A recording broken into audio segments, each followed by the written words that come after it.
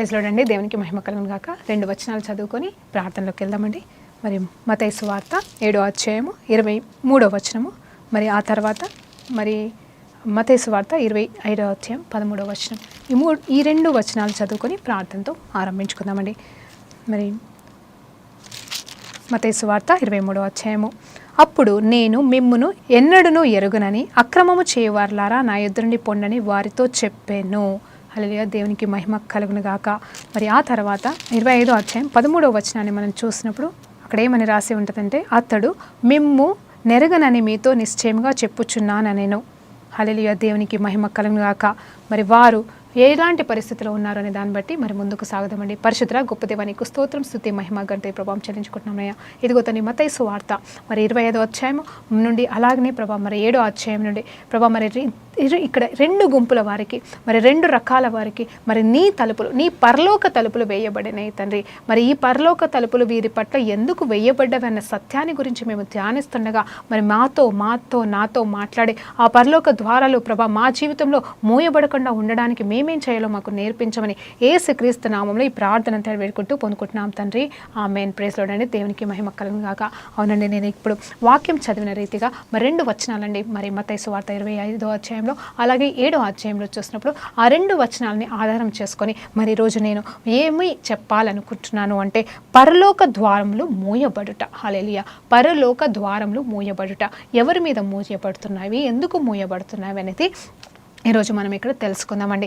మనకి తెలుసు కదండి, మా దేవాది దేవుడు మరి నేను గమనించింది ఏంటి అంటే, మరి పరిశుద్ధాత్మ దేవుడు మన జీవితంలో ఎన్నో అద్భుతాలు చేస్తాడు, ఎన్నో కార్యాలు చేస్తాడు.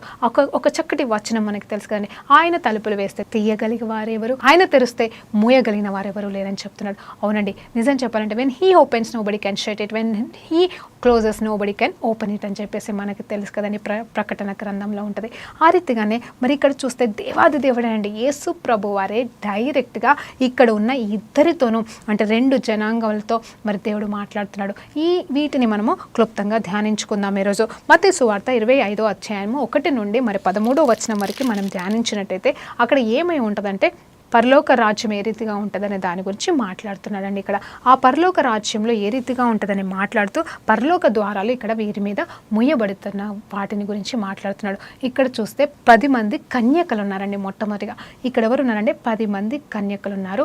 వారు ఎవరండి? యేసు ప్రభు కోసము ఎదురు చూస్తున్న వారు. మరి పెళ్లి కుమార్తెలాగా సిద్ధపడుతూ మరి యేసు ప్రభు వారు పెళ్లి కుమారులాగా రాబోతున్నాడు అనే దాని మీద వారు ఎదురు చూస్తున్న తరుణంలో మరి వారి జీవితంలో ఏముంది అనేది చూస్తే వారు మరి ఎదురు చూస్తున్నారు. ఒకానొక దినమున వారు ఎదురు చూస్తున్నారండి. అంటే మరి క్లుప్తంగా నేను ఈ అధ్యాయాన్ని ఎక్స్ప్లెయిన్ చేస్తున్నాను. ఏంటంటే వాళ్ళు ఎదురు చూస్తున్నారు. 10 మంది చేతిలో ఏముంది? మరి దీపం ఉంది, దీపంలో నూనె కూడా ఉంది. హల్లెలూయా, దేవునికి మహిమ కలుగును గాక. మరి 10 మంది ఏ రీతిగా ఉన్నారంటే అందరూ కూడా ఒకేలాగా ఉన్నారండి. ఒకేలాగా ఉన్నారంటే అందరూ కూడా ఒకటే ఆలోచన, ఒకటే గురి. ఇదిగో పెళ్లి కుమారుడు వస్తాడు, పెళ్లి కుమారుడు వచ్చినప్పుడు వారిని మరి తనతో పాటుగా తీసుకొని వెళ్ళిపోతారు. అందరి ఆశ ఒకటే, అందరి ఆలోచన ఒకటే. వారు ఏ రీతిగా ఉన్నారు అనేది మరి క్లియర్గా చెప్పబడుతుంది. అయితే మరి కొన్ని వచనాల తర్వాత అక్కడ క్లియర్గా ఏమైందంటే, ఆ 10 మంది అయితే ఆయిల్తోనే ఉన్నారు, దీపాలతోనే ఉన్నారు, పెళ్లి కుమారుడు కోసం ఎదురు చూస్తున్నారు, ఆయన రాకడ కోసం నిరీక్షణ చేస్తున్నారు. హల్లెలూయా, ప్రతి ఒక్కరు సిద్ధపడుతూనే ఉన్నారు, సిద్ధపాటులోనే ఉన్నారండి. హల్లెలూయా, 10 మందిలో అక్కడ వ్యత్యాసం లేదు. కానీ తర్వాత చూసినప్పుడు మరి 5 బుద్ధి కలిగిన వారు, 5 బుద్ధి లేని వారిగా మరి అక్కడ డిఫరెన్షియేషన్ అనేది వచ్చింది. ఎలా బుద్ధి లేని వారిగా మరి అక్కడ దేవుడు అక్కడ మాట్లాడుతున్నాడు అంటే, మరి అక్కడ బుద్ధి కలిగిన కన్యకులు 5, బుద్ధి లేని కన్యకులు 5 అని చెప్పేసి మాట్లాడుతున్నాడు. అందరూ కూడా కన్యకలే. కన్యకలు అంటే పవిత్రమైన వారే, యథార్థవంతులే అని కూడా మనము చెప్పగలచ్చండి. హల్లెలూయా, దేవునికి మహిమ కలుగును గాక. అయితే ఆ లాస్ట్ మూమెంట్లో ఏం జరిగింది అనేది మనం ఈరోజు నేర్చుకుందాం. అక్కడ ఏమవుతుంది అంటే, నిజం చెప్పాలంటే అక్కడ పెళ్లి కుమారుడు రావడం ఆలస్యం అవుతుందంట. అప్పుడు వాళ్ళు ఏం చేస్తారంటే కునుకుపాట తీస్తారంట. అంటే వాళ్ళు ఎదురు చూసి అలా ఆనుకున్నారండి. ఆనుకున్న తర్వాత వెంటనే మరి పెళ్లి కుమారుడు వస్తున్నాడనే స్వరము, ఆ కేకలు విన్నప్పుడు మరి 10 మంది కూడా లేచారండి. మళ్ళీ చెప్తున్నాడు, 10 మంది కూడా లేచారు. 5 బుద్ధి కలిగిన వారని బైబుల్ చెప్తుంది, 5 బుద్ధి లేని వారని బైబుల్ చెప్తుంది. ఈ 5 కూడా మరి లేచారండి. వాళ్ళు మత్తులై నిద్రపోవట్లేదు సుమా, జాగ్రత్తగా ఉండండి. మరి మరి అక్కడ వాళ్ళు మత్తులే నిద్రపోవట్లేదు, కానీ మరి అక్కడ వాళ్ళు లేచి ఉన్నారు. మరి లేచి వెంటనే వాళ్ళ దీపాన్ని చక్కబెట్టుకుందామని చూసేసరికి అక్కడ ప్రాబ్లం ఏమైందంటే నూనె అనేది అయిపోతుందన్నమాట. వాళ్ళ దీపాలు మకమకలాడుతున్న పరిస్థితిలో ఉన్నాయి. హల్లెలూయా, దేవునికి మహిమ కలుగును గాక. మకమకలాడుతున్న పరిస్థితి అంటే ఏంటి అని అంటే మరి అక్కడ ఇంకా కొంచెం నూనె ఉండొచ్చు. అక్కడ చూస్తే అక్కడ పెళ్లి కుమారుడు వస్తున్నాడు. మరి పెళ్లి కుమారుడు వచ్చినప్పుడు ఏం జరుగుతుంది అనేది మరి వీళ్ళకి తెలుసా తెలీదా నాకు అర్థం కాలేదు. కానీ ఇక్కడ వారు ఒక పొరపాటు చేశారండి. అవునండి, నేనేమంటున్నానంటే నేను ఇక్కడ వాళ్ళని నేను ఇక్కడ వ్యత్యాసం నేను చూడదలుచుకోలేదు, కానీ ఇక్కడ వాళ్ళు చేసిన ఒక చిన్న పొరపాటును ఈరోజు మీ దగ్గర నేను చెప్పాలనుకుంటున్నాను. అట్లాంటి పొరపాట్లు మనం చేయకూడదని దేవుని సన్నిధిలో మీకు చెప్తున్నానండి. అవును, అసలు వాళ్ళకి వీళ్ళకి వ్యత్యాసమే లేదండి. మీరు చదివి చూడండి కావాలంటే. మరి అక్కడ ఏ వ్యత్యాసం లేదు, కానీ నూనె లేనందువలన వాళ్ళు ఏం చేశారంటే వీళ్ళని అడిగారంట, బుద్ధి కలిగిన వాళ్ళని అడిగారంట, అమ్మ మీకు నూనె లేదు, మాకు దగ్గర నూనె అయిపోయింది, మీ నూనె మాకు కొంచెం ఇస్తారంటే వెంటనే వాళ్ళు ఏమంటారు, ఇది మీకు నాకు సరిపోదు, మాకు సరిపోదు కాబట్టి మీరు కొట్టుకెళ్ళి మరి తెచ్చుకోండి. నిజం చెప్పాలంటే మీకు మాకు సరిపోదు అన్న మాట నిజమే, వాళ్ళ దగ్గర లేదు కాబట్టి ఇవ్వకూడదు. మరి సహాయం చేయొచ్చా చేయకూడదా? మరి సహాయం చేయొచ్చు కదా, పంచుకోవాలని దేవుడు చెప్తున్నాడు కదా. కానీ ఇక్కడ పంచుకోవడానికి వాళ్ళు సిద్ధంగా లేరు. అలా అని చెప్పేసి నేను బుద్ధి కలిగిన వారిని తిట్టట్లేదండి, జాగ్రత్తగా ఆలోచన చేయండి. కాకపోతే వాళ్ళు ఒక సలహా ఇచ్చారు, ఒక ఉచిత సలహా ఇచ్చారు, మీరు వెళ్ళి కొట్టుకెళ్ళి తెచ్చుకోండి. అదైతే నిజంగా రాంగ్ సలహా అండి. పర్వాలేదు మీరు మాతో రండి, పర్వాలేదని చెప్పేసి వాళ్ళని ఎంకరేజ్ చేసి అలాగే ఉంటే అయిపోతుండే. కానీ ఒక రాంగ్ గైడెన్స్ అనేది వాళ్ళ ద్వారా జరిగింది. అదేంటి అంటే వాళ్ళు తప్పు పాపం చేశారని నేను అనట్లేదు, కానీ వాళ్ళు ఒప్పుకున్నారు, అవును మీకు మాకు అది మా దగ్గర ఉన్నది సరిపోదు కాబట్టి మీరు కొట్టుకెళ్ళి తెచ్చుకోండి అన్నారు. కొట్టుకెళ్ళి తెచ్చుకోవాల్సిన అవసరం లేదండి. అక్కడే నిలబడి ఉంటే, నేను నిజంగా చెప్తున్నానండి, దేవుని నామంలో చెప్తున్నాను, ఏంటంటే వాళ్ళు అక్కడే నిలబడి ఉంటే ఈ 5గురితో పాటుగా ఆ 5 కూడా నిలబడి ఒకవేళ వాళ్ళ దీపావళి మకమకలు ఆడుతున్న పరిస్థితిలో ఉన్నాను, ఆరిపోయిన పరిస్థితులను వెలిగించే దేవాది దేవుడు నీకు నాకు మనకి ఉన్నాడని వాళ్ళు అర్థం చేసుకుని, అయ్యా క్షమించయ్యా, మా బుద్ధి లేని తనాన్ని మన్నించయ్యా అని వాళ్ళు క్షమాపణ కోరుకుంటే ఆనాడు నిజమేనండి మరి శిలువ పైన మరి ఏ రీతిగా అయితే ఆ తప్పు చేసిన దొంగ ఇప్పుడే పరదేశంలో నాతో ఉండు అని దీవెన పొందుకున్నట్టుగా వీరు కూడా ఆ తలుపు తీయబడినప్పుడు అక్కడే ఉండుంటే ఖచ్చితంగా వాళ్ళు ఆ ద్వారం గుండా వెళ్ళిపోయేవాళ్ళండి. నేనేమంటున్నా అంటే ఇక్కడ వ్యత్యాసం లేదు, అక్కడ వ్యత్యాసం లేదు. వీళ్ళు ప్రార్థన చేసే వాళ్ళే, వీళ్ళు పరిచర్యలో ఉన్న వారే, వీరు కూడా నూనె కలిగిన వారే, వీరు కూడా దీపాన్ని మరి వెలిగించుకున్న వారే, వీరు కూడా మరి మత్తులే. మరి ప్రభు రావడం ఆలస్యమైందని మీరు మాత్రమే నిద్రపోతున్నారా? బుద్ధి లేని వాళ్ళు, బుద్ధి కలిగిన వాళ్ళు కూడా నిద్రపోతున్నారు కదా, అంటే మంచి వాళ్ళు కూడా నిద్రపోతున్నారు, ఇక్కడ వీళ్ళు కూడా నిద్రపోతున్నారు, అందరూ నిద్రపోతున్నారు. నిజం చెప్పాలంటే మరి అక్కడ మెలకువగా ఉండమని చెప్పేసి 13వ వచనంలో క్లియర్గా రాయబడింది. అవునండి, గడియ ఏ గడియనో మనకి తెలియదు, ఆ గడియ ఏ దినమో ఏ గడియో మనకి తెలియదు కాబట్టి మరి మెలకువగా ఉండమంటున్నాడు. ఎస్, మెలకువగా ఉండమంటే నిద్రలేమితనం కాదు. కానీ ఇక్కడ మరి ఎందుకంటే మరి నిజంగా మెలకు అంటే ఇద్దరు పడుకున్నారు కదా, మెలుకుతోనే ఉండాల్సింది కదా. మరి వాళ్ళని మీరు పడుకున్నారు, మీరు మత్తులై ఉన్నారని చెప్పేసి దేవుడు వాళ్ళని తృణీకరించలేదు. కానీ వాళ్ళ చేతిలో ఉన్న నూనెను బట్టి, వాళ్ళ చేతిలో ఉన్న దీపాన్ని బట్టి వాళ్ళు అక్కడ నిలబడి ఉన్నారండి. మెయిన్గా వాళ్ళ దీపాలు వాళ్ళ నూనె కాదని నేను అనుకుంటున్నాను. వాళ్ళు అక్కడ నిలబడి ఉన్నారు, ద్వారము దగ్గర నిలబడి ఉన్నారు కాబట్టి ఆ తలుపులు తీయబడి ఉంటాయేమో నేను అనుకుంటున్నాను. అలా దేవునికి మహిమ కలుగును గాక. దేవుడు కరుణామయుడండి, దేవుడు కృపగల దేవుడు. ఆయన మనల్ని తృణీకరించేవాడు కాదు. నిజమే, మన పాపాలని బట్టి మనం తృణీకరిస్తాడండి. పాపము చేసిన వారికి పరలోకం రాజ్యంలో స్థానం లేదు, నేను 100% ఒప్పుకుంటున్నాను. కానీ ఇక్కడ 10 మంది బుద్ధి లేని కన్యకలు కావచ్చు, మొత్తం కన్యకల విషయంలో చూస్తే వారికి వీరికి వ్యత్యాసం లేదండి.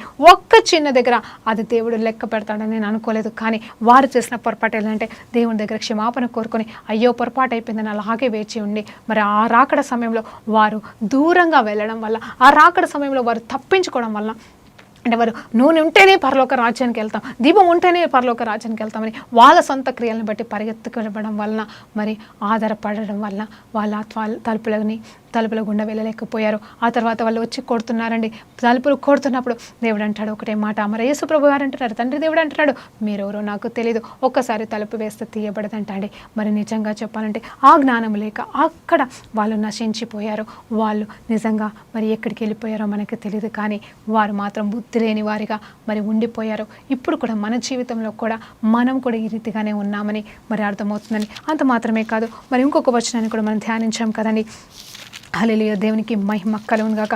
7వ అధ్యాయాన్ని కూడా మనం చూసినప్పుడు అక్కడ కూడా క్లియర్గా రాయబడుతుంది. 13వ వచనాన్ని మనం ధ్యానించినప్పుడు అక్కడ నుండి ఒక్కొక్క అంశంను మనం ఆలోచన చేస్తే అక్కడ ఏంటంటే క్లియర్గా రాయబడి ఉంటుంది. ఏంటంటే మరి మీరు ప్రభు అని పిలిచినంత మాత్రాన పరలోక రాజ్యానికి రాలేరు, కానీ మిమ్మల్ని చూసి మీరు నా చిత్తము చేయలేదు కాబట్టి, నా తండ్రి చిత్తము మీరు చేయట్లేదు కాబట్టి మీరు నా దగ్గరికి వచ్చినను నేను మిమ్మల్ని త్రోసివేస్తాను, మీ మీద తలుపులు వేయబడతాయని ఇక్కడ క్లియర్గా రాయబడుతుందండి. అవును, ఎందుకు తలుపులు ఇక్కడ కూడా వేస్తున్నాడు? ఇక్కడ కూడా మీరు ఎవరో నాకు తెలియదని అని చెప్తున్నాడు.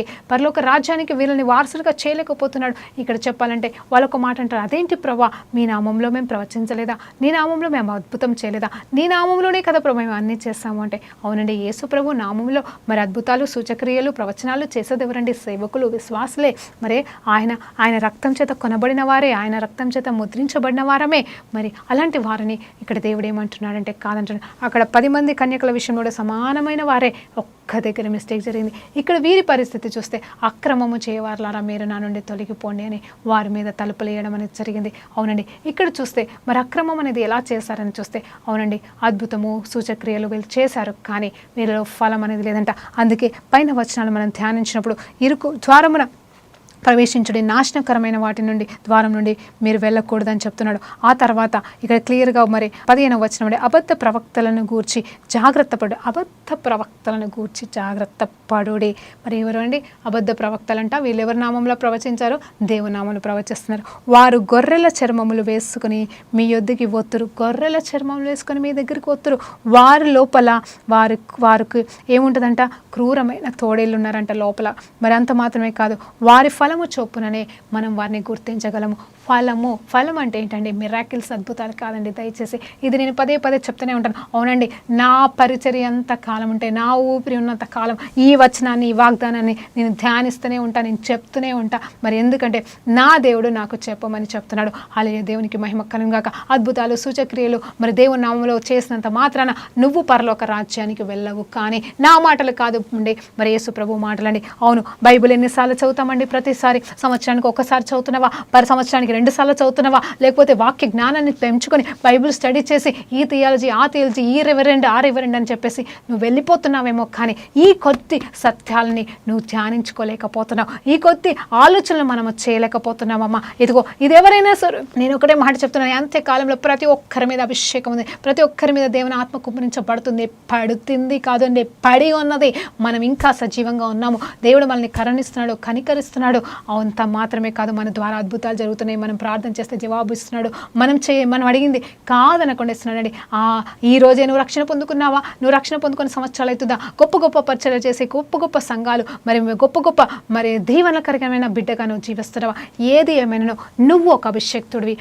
నువ్వు ఒక దేవుని చేత అభిషేకించబడిన దానవు, అభిషేకించబడిన వాడవు. కానీ ఆ అభిషేకాన్ని బట్టి, నువ్వు చేస్తున్న అద్భుత సూచక్రియలను బట్టి కాదు, కానీ నువ్వు పరలోకానికి వెళ్ళవు. కానీ మరి అక్కడ పైన మాట్లాడుతున్న మాట ఏంటంటే, ఇదిగో ఫలాల్ని బట్టి మళ్ళీ ఎలా గుర్తిస్తామంటే వాళ్ళ ఫలాన్ని, వాళ్ళలో ప్రేమ ఉందా, వాత్సల్యత ఉందా, ఐక్యత ఉందా, సమాధానం ఉందా? చూడండి, అక్కడ క్లియర్గా మంచి చెట్టు నుండి మంచి ఫలమే వస్తుంది, చెడు చెట్టు నుండి చెడు ఫలమే వస్తుంది అని చెప్పేసి క్లియర్గా రాస్తున్నాడండి, వర్ణిస్తున్నాడు యేసు ప్రభు వారు. మీరు గుర్తించాలి అంటున్నాడు. అంత్యకాలంలో ఇలాంటి వాళ్ళు ఇంకా అత్యధికంగా ఉన్నారండి. ఈ పాటికే ఉన్నారు. ఈ పాటికే దుష్టుడు దూరాడు, సంఘంలో దూరాడు, సేవకులలో దూరిపోయాడండి. అది వాళ్ళకి తెలియట్లేదు. నాలాంటి వాళ్ళలో దూరి ఏం చేస్తున్నాడంటే మాకే తెలియకుండా ప్రవర్తిస్తున్నాడు. మాకే తెలియకుండా వాడు ఏం చేస్తున్నాడంటే మరి అస్తవ్యస్తం చేసేస్తున్నాడు. ఐక్యత లేని జీవితాలు జీవిస్తున్నాము. కుళ్ళు, కుతంత్రాలు, కోపం, గర్వం, అహంకారం అనేది మనల్ని ఏలుతూ ఉంటుండగా దేవుడు మనల్ని మరి నిజంగా దేవుడి రాకడ వస్తే ఏమైపోతామండి? ఆయన తలుపులు వేయడా? నీ మీద వేయడా? నా మీద వేయడా? ఒక్కసారి మనం ఆలోచన చేసుకుని మనం గ్రహించుకుందామా? నిజంగా చెప్తున్నాండి, మన జీవితంలో మనకు కావాల్సింది అద్భుతాలు సూచక క్రియలు కాదు. మరలా చెప్తున్నాను, మనకు కావాల్సింది ఫలం. అవును, మన వరాల్ని బట్టంట మనం పరలోకానికి వెళ్ళాం, కానీ మన ఫలాల్ని బట్టే పరలోకానికి వెళ్తామని దేవుడు చెప్తున్నాడు. ఫలం అంటే ఏంటి అంటే ఆయనలాగా, ఆయన స్వరూపంలో మనం మార్చబడ్డం, ఆయనలాగా ఉండడానికి ప్రయత్నించడం అండి. ఒకవేళ సుగుణాలు వచ్చినను రాకపోయినను అట్లీస్ట్ మనం నటించకుండా ఉన్నట్టుగా మన బలహీనతలను దేవుని సన్నిధిలో ఒప్పుకుంటే అది నిజంగా దేవునికి అంగీకార యోగ్యంగా ఉంటుంది. మరి దేవునికి మహిమ కలంగాక. మరి గతంలో నేను పీటర్ గురించి చెప్పినప్పుడు కూడా అంతే కదండి, ఆయన యథార్థవంతుడు. ఆయన ఎలా ఉండాలో అలాగే ఉన్నాడు. అంటే ఆయన ఎలా ఉన్నప్పుడు అలాగే ఉన్నాడు, కానీ నటించలేదు, హిపోక్రసీ చేయలేదు.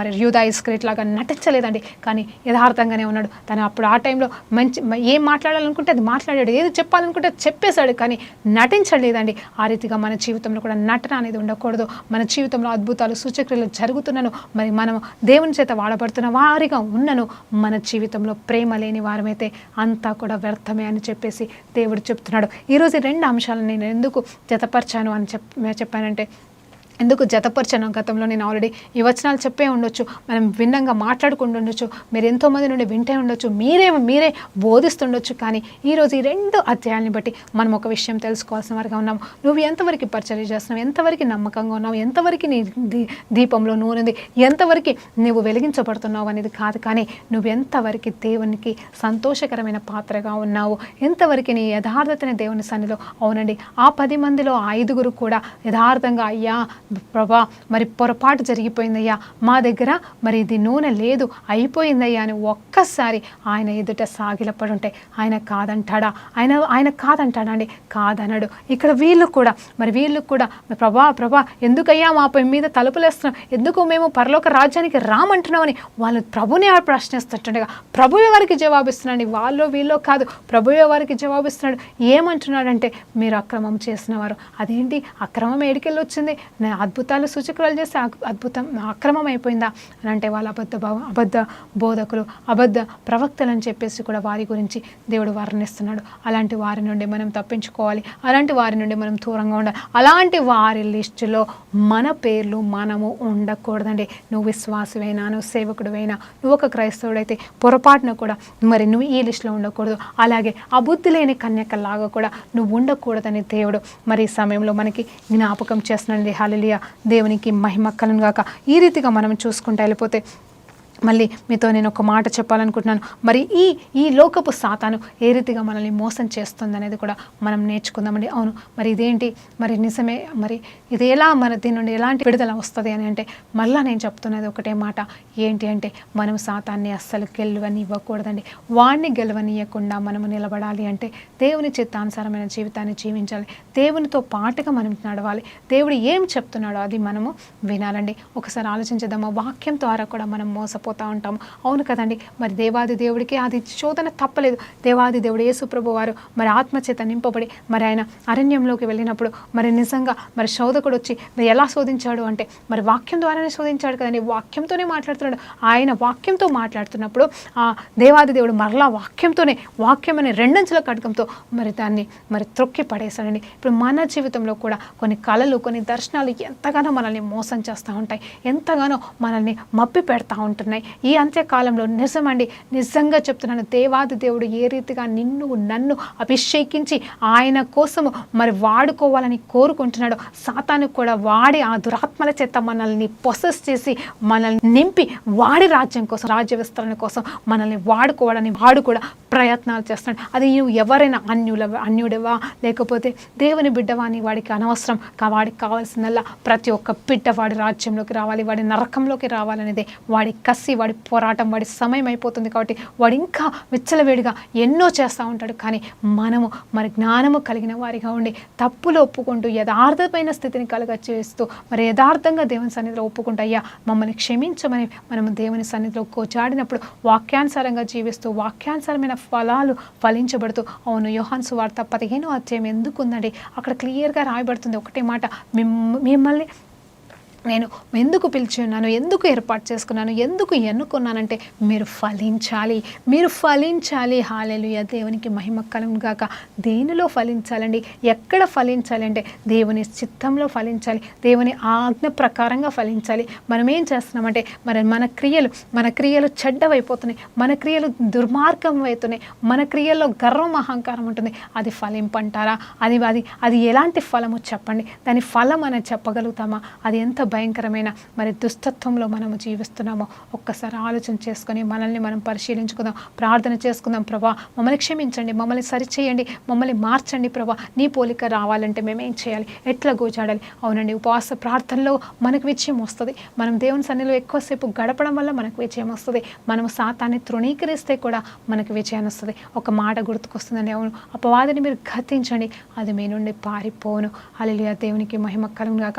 నేను ఒక మాట అంటున్నాను, అపవాదిని ఎట్లా గద్దిస్తామో ఒక్కసారి ఆలోచించేద్దామా? నేను అనుకుంటున్నాను ఐక్యత సమాధానం గురించి నేను మాట్లాడాలనుకుంటున్నాను ఈ సమయంలో. అవును, మన జీవితంలో ఎవరు శత్రువులై ఉన్నారు అంటే మన దేవాది దేవుడు క్లియర్గా చెప్తున్నాడు, సాతానుగాడే మన శత్రువు అయినాడు. సాతానుగాడు మన శత్రువు అయినప్పుడు మరి ఆ సాతాను అయితే డైరెక్ట్గా మనకి అటాక్ చేయదండి. పాత నిబంధన ప్రకారంగా చూసినప్పుడు మరలా చెప్పాలనుకుంటున్నాను ఈ మాట, ఎందుకంటే పాత నిబంధన ప్రకారంగా చూసినప్పుడు కొన్ని రాజ్యాలు, కొన్ని దేశాలు, అంటే కొంతమంది రాజులు మరి దేవుని బిడ్డలకి వ్యతిరేకంగా ఉన్నప్పుడు వాళ్ళని శత్రువులుగా దేవుడు చూశాడు. దేవుడే చూశాడు. దేవుని బిడ్డలకి శత్రువు అయినప్పుడు దేవునికి కూడా నా శత్రువులుగా అన్నట్టుగా ఆయన చూసి ఉన్నాడు. కానీ మరి ఆ తర్వాత ఒక్కటే అర్థం చేసుకున్నాడు అనుకుంటాను, మరి తన బిడ్డల్ని గణపరచడానికి, తన బిడ్డల పక్షాన యుద్ధం చేయడానికి, తన బిడ్డల కోసం ఆయన నిలబడడానికి మరి కొంతమందిని మరి దేవాది దేవుడు ఆ సమయంలో శత్రువులుగా చూశాడు. కానీ తర్వాత పశ్చాత్తాపడ్డాడు, ఎందుకంటే వీళ్ళంతా కూడా నా మనుషులే, వీళ్ళంతా కూడా నా అరచేతులు చెక్కబడిన వారే అని చెప్పేసి ఆయన మరి తను ఆలోచన మార్చుకొని మరి ఏం చేశాడంటే ప్రతి మానవాళి కోసం, ప్రతి ఒక్కరి కోసం ప్రాణం పెట్టాడండి. ఏ బిడ్డనైతే తను రూపించాడో, అంటే ప్రతి బిడ్డను రూపించాడండి. హల్లెలూయా, దేవునికి మహిమ కలుగును గాక. ఈరోజు నేను నిజంగా ఈ 2021లో నేను ఎందుకు మాట్లాడుతున్నానో ఈ మాటలు తెలియదు, కానీ నువ్వు ఒక గర్భఫలము యెహోవా ఇచ్చు బహుమానం అని మనకి తెలుసు కదండి. గర్భఫలం యెహోవా ఇచ్చు బహుమానం అంటే ఎవరండి ఆ గర్భఫలం? మన తాత ముత్తాతలు గర్భఫలాలే, మన రక్త సంబంధికులు గర్భఫలాలే.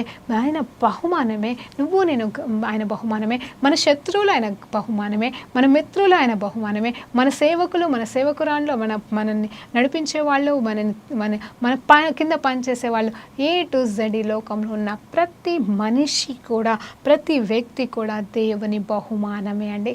హల్లెలూయా, దేవునికి మహిమ కలుగును గాక. ఆ బహుమానాన్ని దేవుడు ఎందుకు వదులుకుంటాడు, ఎందుకు నాశనం చేయాలనుకుంటాడు? అందుకోసమే ఆయన ఏం చేశాడంటే మరి దేవాది దేవుడు మానవ రూపం ఎత్తి మరి మన కోసం ప్రాణం పెట్టినాడు. మన కోసమైన చనిపోయాడండి, మన కోసమైన రక్తం కార్చాడు, మన కోసం తిరిగి లేచి ఆరోహణమై వెళ్తూ మనల్ని అనాథలుగా విడిచిపెట్టకుండా ఆయన ఆత్మని మనకిచ్చి వెళ్ళినాడండి. హల్లెలూయా, దేవునికి మహిమ కలుగును గాక. లార్డ్ జీసస్ క్రైస్ట్ అని మనం రాసుకుంటాం కదా, లార్డ్ జీసస్ క్రైస్ట్. లార్డ్ అంటే ప్రాణంగా, ఆయన ప్రాణం అండి. దేవానికి స్తోత్రం. అలాగే యేసు ప్రభువు శరీరధారిగా వచ్చండి, ఆయన శరీరం అండి. Praise the Lord. ఎవరండి ఆ లార్డ్ అంటే? ప్రభువా అన్నప్పుడు ఆయన ప్రాణం మనలోకి రావాలండి. అవును, జీసస్ అన్నప్పుడు ఆయన శరీరం మన శరీరంతో ఐక్యపరచబడాలా. ఇదిగో ఆత్మస్వరూపుడు ఆయన ఆత్మ అన్నప్పుడు మన ఆత్మ ఆయన ఆత్మ చేత ఏకమైపోవాలండి. అదండి రియల్ కమ్యూనియన్లో ఉన్న సత్యం, అదండి రియల్ ఐక్యతలో ఉన్న సత్యం. అట్లా ప్రతి బిడ్డను ఆయన చేతిలో చెక్కి ఉన్నాడు కాబట్టి, ప్రతి బిడ్డను ఆయన రూపించి ఉన్నాడు కాబట్టి, ప్రతి బిడ్డ కోసం ఆయన ప్రాణం పెట్టి ఉన్నాడు కాబట్టి ఇంకా శత్రువులు ఎవరండి? ఆయనకంటే ఇంకా శత్రువులు లేరు. అలాంటప్పుడు ఆయనకి శత్రువులు లేనప్పుడు మనకెవరు ఉంటారు? ఇంకా శత్రువులు మనకు కూడా శత్రువులు లేరు. అందుకే పాత నిబంధన అంతా కూడా నా పగవారు అని దావీదు రాస్తూ ఉంటాడు.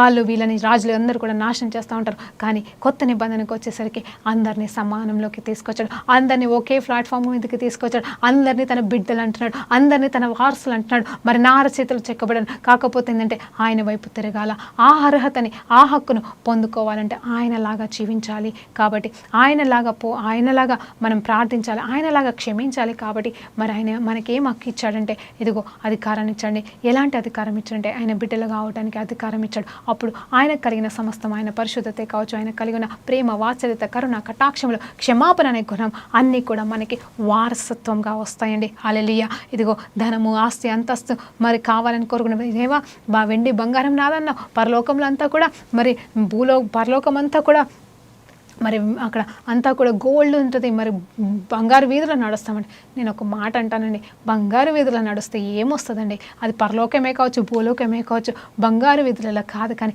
పరలోకానికి వెళ్ళినా కూడా బంగారాన్ని చూసుకుంటా కూర్చుంటావా? పరలోక తండ్రిని ఎదుట నిలబడితే ఆయన వైపు చూస్తూ ఉంటావా? ఇవన్నీ మరి ఆలోచన చేస్తే ఎంత ధన్యత, ఎంత సంతోషం, ఎంత ఆనందం అండి. ఈ లోకమే పరలోకంగా మార్చుకుంటాం. హల్లెలూయా, దేవునికి మహిమ కలుగును గాక. దేవుడు క్లియర్గా చెప్తున్నాడు, ఈ లోకంలో ఏ రీతిగా ఉండాలి కోరుకుంటున్నాంటే ఈ లోకం పైన ఆయన చిత్తము పరలోకంలో ఏ రీతిగా ఉందో ఆ రీతిగానే పరలోకంలో ఏ రీతిగా ఉందండి. పరలోకంలో బంగారం ఉంది, పరలోకంలో వెండి ఉంది, పరలోకంలో అది ఉంది, అందుకే నాకు ఇక్కడ బంగారం వెండి కావాలని అని కోరుకుంటున్నామా? అది కాదమ్మా. పరలోకంలో ఉన్న సమాధానం, పరలోకంలో ఉన్న నెమ్మది, పరలోకంలో దేవునికి చిత్తానుసారంగా దేవునికి ఇష్టం లేని క్రియలు అక్కడ పరలోకంలో జరగవండి. ఆ రీతిగా ఇక్కడ ఈ లోకంలో జరగాలని చెప్తున్నాడే. కానీ మనం ఎక్కడ గురి తప్పుతున్నామండి? అవునండి, నిజంగా గురి తప్పుతున్నాం. నేను అంశంలోకి మరి వెళ్ళిపోతూనే ఉన్నాను. మరి మొట్టమొదటిగా మనము మరి బుద్ధి లేని కన్యకల గురించి మాట్లాడుకున్నాం, బుద్ధి కలిగిన కన్యకల గురించి మాట్లాడుకున్నాం. వారిలో వ్యత్యాసం ఏమన్నా ఉందంటే కొంచెం ఒక చిన్న విషయం పొరపాటు చేశారు, తలుపులు వేయబడ్డాయండి. అది కేవలం మనకి నేర్పిస్తున్నాడు దేవుడు. నిజంగా తలుపులు వేసేసాడని చెప్తున్నాడా? కాదు, అలా జరుగుతుందని దేవుడు బోధిస్తున్నాడమ్మా. అవును, మనం పిల్లల్ని బెదిరించడానికి భయపెట్టేసాం, బూచోడు వస్తున్నాడు, మరి పిచ్చోడు వస్తున్నాడు, తినకపోతే వాళ్ళు వచ్చి కొడతారు, వీళ్ళు వచ్చి కొడతారని చెప్పేసి అంటాడండి అని మనం బెదిరిస్తాం. నిజంగా పిచ్చోడు వస్తే బూచోడు వస్తే మనం ఊరుకుంటామా? మన బిడ్డల్ని కాపాడుకోమా అండి? నిజంగా దేవుడు నిజంగా మన పైన మరి అంత ద్వేషమా, అంత పగ అయితే కాదండి. ఆయన మనకి తలుపులు వేసే దేవుడు కాదు, కానీ ఆయన మన కోసము తలుపులు తెరిచే ఉన్నాడు. మన తలుపు దగ్గర ఆయన మనకు తలుపులు తెరవడం కాదండి, మన తలుపులను ఆయన వచ్చి కొడుతున్నాడండి. మరి ఎందుకు మనము తెలియకూడదు? ఎందుకు మనం ఆయన కోసం బ్రతకూడదు? ఎందుకోసం మనం ఆయనకు సమర్పించుకొని ఈ కుళ్ళులు, కుతంత్రాలు, పగలు, ప్రతీకలన్నీ వదిలేసి ఆయన కోరుకున్నట్టుగా ఫలించి ఆయన లాగా మనం జీవిద్దామండి. అందును బట్టి దేవునికి మహిమ కలుగుగాక. ఇలా మనం చేసినప్పుడు మనం సాతాను కానీ కాళ్ళ కింద తొక్కుతున్నాం, సాతాను కానీ లయపరుస్తున్నాం. ఇక మీదట ఎప్పటికెప్పటికి మన జోలికి వాడు రాకుండా ఉంటాడు. ఈ సత్యాలన్నీ కూడా మనంతరంగంలో మనలో దాచిపెట్టుకోవాలని దేవుడు కోరుకుంటున్నాడు. కానీ దుష్టుడు మాత్రం ఈ తలంపులు ఆ తలంపులు ఇచ్చి ఈ వ్యత్యాసాన్ని ఆ వ్యత్యాసాన్ని తీసుకొచ్చి నీ వారు నా వారు పగ ప్రతీకారం అనేది బాగా మనలోకి పోసేసి మనల్ని నిజంగా అస్తవ్యస్తంగా చేసి వాడు గెలుస్తున్నాడండి మన జీవితంలో. దయచేసి ఈరోజు దేవుని పేరిట మిమ్మల్ని బ్రతిమలాడుతున్నాను, మనం ఆ రీతిగా ఉండకూడదు. కానీ నిజమైన క్రైస్తవులుగా అవునండి, నేను కేవలం కొన్ని రోజుల పాటుగా ఎలాంటి వాక్యాలు చెప్పాలనుకుంటున్నానంటే మిమ్మల్ని బలపరచడం, మిమ్మల్ని ధైర్యపరచడం, మిమ్మల్ని మరలా ఆ ప్లాట్ఫామ్ ఎలాంటి నూతన నిబంధన ప్రకారం అందరం ఏ రీతిగా దేవుని సన్నిధి అనే ప్లాట్ఫామ్లోనికి వచ్చి ఉన్నామో, దేవుని బిడ్డలనే వారసత్వంలోకి వచ్చి ఉన్నామో, ఆ ప్లాట్ఫామ్లోకి 2021లో మనం రావాల్సిందే. మనం కోల్పోయిందంతా తిరిగి సంపాదించుకోవాలంటే నేను ఆస్తి పడగొట్టుకున్నా, భర్తను పడగొట్టుకున్నా, అంతస్తు పడగొట్టుకున్నా, ఎస్ అవన్నీ వస్తాయి. మొదట దేవుని రాజ్యంలో నీతిని వెతుకు, అవన్నీ నీకు తిరిగి రాకపోతే అడుగు అని దేవుడే చెప్తున్నాడు కదా. అవన్నీ నేను వెంబడిస్తాయమ్మా. నువ్వు ఎత్తుకాల్సిందంటే దేవుని రాజ్యం. దేవుని రాజ్యం ఏంటి? పరలోకంలో ఉన్నట్టుగా భూమి పైన జరగాల. నా జీవితంలో జరగాలంటే మనం ఏ రీతిగా ఉండాలంటే ఆయన స్వరూపంలోకి మార్చబడాలి. ఒక్క రోజులో జరిగేది కాదు, ఒక దినంలో జరిగేది కాదు. కానీ పేతురులాగా మరి ఏమైనా సమర్పించుకోవాలి, యథార్థంగా కలిగి జీవించినప్పుడు ఇవన్నీ సంభవం అండి. ఇవన్నీ అసంభవం కాదు. మన వల్ల కానివి దేవుడు ఇవ్వడు, అప్పచెప్పడు. నీకు ఒక బాధ్యత ఇచ్చాడంటే, నీకు ఒక పని చెప్పాడు అంటే ఆయన నిన్ను నమ్మిస్తున్నాడు. కాబట్టి ఆ నమ్మకత్వాన్ని మనం పొడగొట్టుకోవడానికి వీలు లేదు. ఇక్కడ చూస్తే బుద్ధి లేని కన్యకలు నిద్రని బట్టి, మత్తు నిద్ర కాదు, అందరూ నిద్రపోయారు. 10 మంది నిద్రపోయారండి, వీళ్ళు నిద్రపోయారు, వాళ్ళు నిద్రపోయారు. అది నిజంగా చెప్పాలంటే ఎదురు చూపులో వచ్చిన అలసట నిద్ర, కానీ అది మత్తు నిద్ర కాదు, అది లేజీ స్లీప్ కాదు, కానీ అది మరి అలసట వలన వచ్చిన నిద్ర అండి. ఇప్పుడు మన జీవితంలో కూడా మనము కూడా మరి మెలకువగలిగి ఉండడం అంటే జ్ఞానపూర్వకమైన మెలకువ గురించి దేవుడు మాట్లాడుతున్నాడు. ఇక్కడ కూడా అద్భుతాలు సూచక్రియలు చేస్తే సరిపోదు, కానీ ఇదిగో ఫలము మీలో కనిపిస్తేనే మీరు నా సేవకులు, నా దాసులు, నా బిడ్డలు, నా వారసులు అంటున్నాడు. అలా అని చెప్పేసి ఇక్కడ త్రోసి వేస్తానని చెప్తున్నాడు, బెదిరిస్తున్నాడు నిన్ను నన్ను. నరకానికి మరి నరకం ఇట్లా ఉంటుందమ్మా, ఇదిగో పరలోకం ఇలా ఉంటుందని చూపిస్తున్నాడు. స్వార్థలన్నీ చూసినప్పుడు మనకి ఏ దేవుడు చెప్తున్నాడు పరలోక రాజ్యం ఏ రీతిగా ఉంటుంది, ఇదిగో నరకం ఏ రీతిగా ఉంటుందని బోధిస్తున్నాడు, నేర్పిస్తున్నాడు, చెప్తున్నాడు. ఎందుకంటే నరకానికి వెళ్ళకూడదని. అంతేగాని నువ్వు నరకానికి వెళ్ళిపోతావని చెప్పట్లేదు, వీళ్ళందరినీ నరకానికి పంపించినట్టు కాదు, కానీ మనకి నేర్పిస్తున్నాడు, మనకి చూపిస్తున్నాడు, మనల్ని సర్వసత్యంలో స్థాపిస్తున్నాడు. కాబట్టి ఈరోజు మరి నిర్ణయం తీసుకుందామా, ప్రార్థన చేసుకుందాం. పరిశుద్ధ గొప్ప దేవా నీకు స్తోత్రమయ్యా. బుద్ధి లేని కన్యకల వల్ల ప్రభా నాయన మేము తలుపులను వేయబట్ట అనేది మేము చూడకూడదు, కానీ నా తన బుద్ధి కలిగిన వారిలాగా ప్రభా నైనా తన్ని నీ చేత ప్రభా నైనా మేము ప్రభా నడిపించేవారిగా ఉండాలి. ప్రభా నీ తలుపులు ఎప్పటికీ ఎన్నటికీ మా పట్ల తెరిచే ఉండేలాగా సహాయం చేయండి. అలాగే ప్రభా నా తండ్రి నీ కొరకు నీ చిత్తానుసారంగా జీవించే భాగ్యాన్ని ప్రతి బిడ్డకు దయచేసి నీ స్వరూపాన్ని మాకు దయచేయమని యేసుక్రీస్తు నామములో ప్రార్థన వేడుకుంటూ పొందుకుంటున్నాం తండ్రి. ఆమేన్. ప్రైజ్ లార్డ్ అండి. దేవునికి మహిమ కలుగును గాక.